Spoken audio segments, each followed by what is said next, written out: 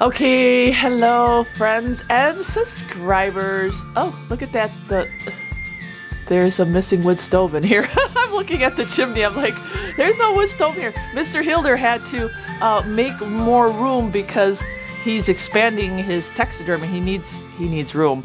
But we are moving on today in this tanning process. And this is kind of like I think we're like at part 3. We salted the hides. We did that. We showed you. I'll show you the steps here because I got this sort of going on. We'll refresh your memories here. Okay, we just got some skins in the other day.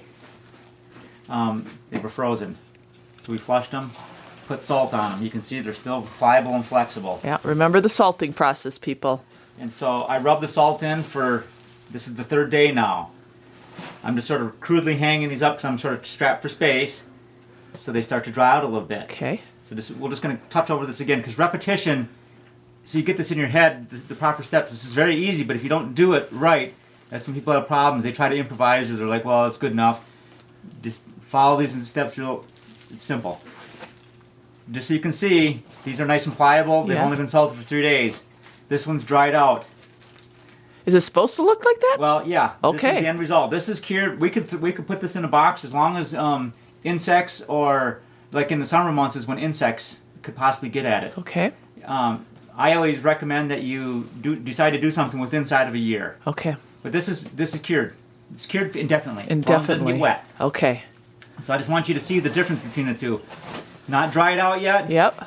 Dried out hard. Don't worry. This is fine. Okay. So then what we did last night, I got a bunch of capes. We're moving along here. Okay. We took I had a whole box of them. They were just like this. Okay. We put them in clean, cold water. Oh, okay. Last night. And I put a big block on them to keep them submerged. They've been sitting there overnight for around 12 hours. Okay.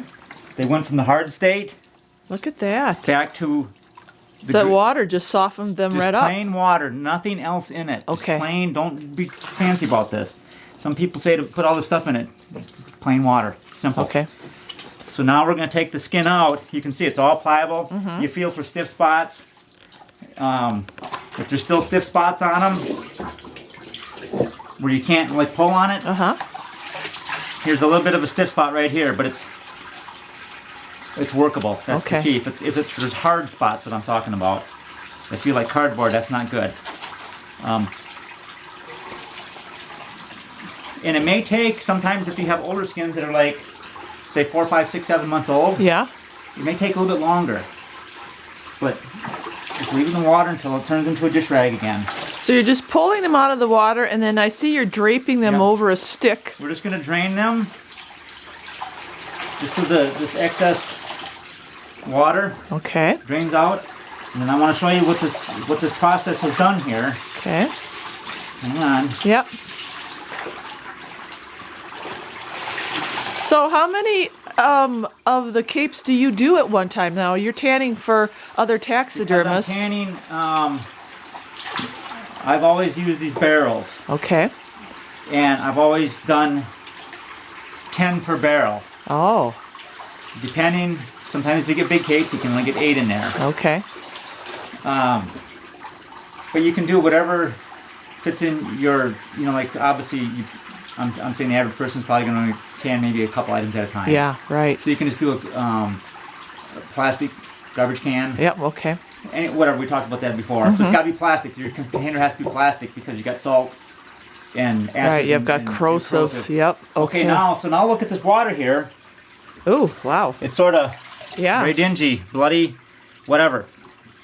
The salt has pulled a lot of those moistures out of the skin, and that drained in the other process too. Right. We have all pulling this out. So now I put them in here. This finish it pulls all the bad stuff, not all of it, but it pulls a lot of the bad stuff out of the skin. So this is really important that this happens, because now they're going into the pickle, and then you can see the water here staying relatively clean. And it wouldn't matter, but when that salting process, what it does, it's collapsing the skin. The fibers went from this to all tight. So in order to have the pickling work, we need to rehydrate in water. we need to plump the fibers again. Okay.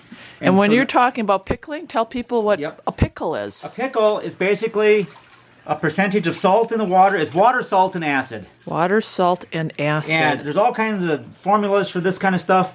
Anyone starting off in this, and if you don't have much experience at all, even if you have a little experience, I would highly recommend you go online, type in safety acid. There's all kinds of places that sell it. You get a gallon of it. You can tan quite a bit of stuff with a gallon. Okay. And so the cost is around $40 a gallon. Okay.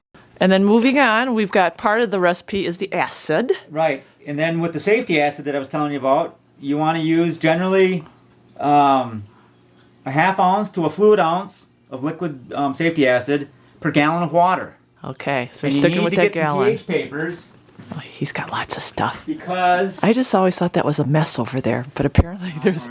Sorry. just don't touch anything over there. Yeah, don't touch. You want to get some pH. You've got to have these pH papers. Otherwise, once again, you're just guessing. Mm-hmm. And when you're using safety acid, you want to keep the pH in the 1.5, Okay. 1.8 range. And it's got you a little. It's sort of.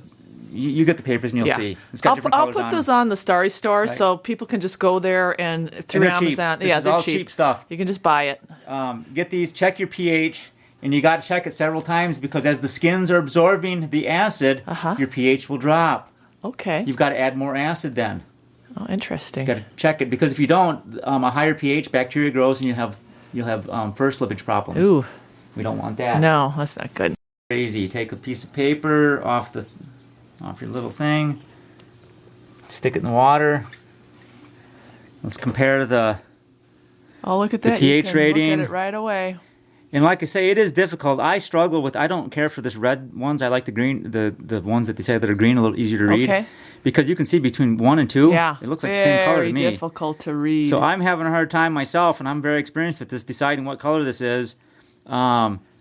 I'd say it's got to be around the 1.5 range. Okay. And I'll know because I'll be able to feel the hide Yeah. as it's doing it, and I can tell. He has a little bit more expertise when it comes to. He just doesn't rely on the pH paper. Right. But you got to get these pH papers. Okay.